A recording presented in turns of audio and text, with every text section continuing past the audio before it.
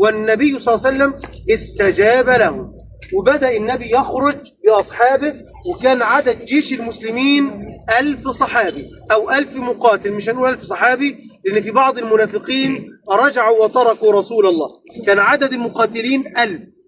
وبينما هم في الطريق عبد الله بن أبي بن سلول زعيم المنافقين رجع ب300، رجع ب300 شخص، 300 جندي، وتركوا النبي صلى الله عليه وسلم اللي هو اللون الأسود ده.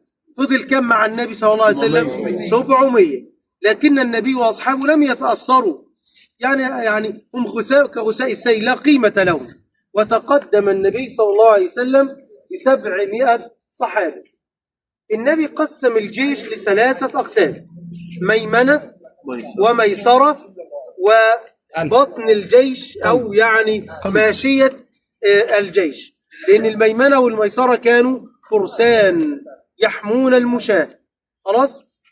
تقدم النبي صلى الله عليه وسلم وجعل النبي جبل الرماة اللي احنا شايفينه فوق ده خلف جيش المسلمين. ليه؟ حتى يحمون ظهور المسلمين. استشهدوا في غزوة أحد. احنا قدام أجساد أرواحها في الجنة. ال70 صحابي اللي قدامنا دول في الجنة بنص الكتاب والسنة. ما ينفعش نقول عن أي حد إنه في الجنة إلا من بشرهم النبي صلى الله عليه وسلم، وهؤلاء الصحابة بشرهم النبي. في غزوة أحد كان عدد الصحابة اللي قتلوا 70، وده عدد كبير.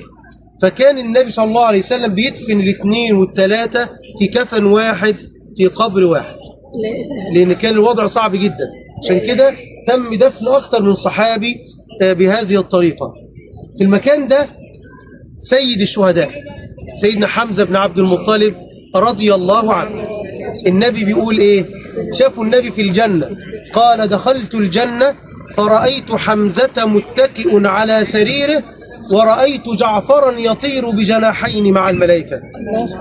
في المكان ده صحابي كلم الله بدون حجاب، سيدنا عبد الله بن حرام الأنصاري رضي الله عنه.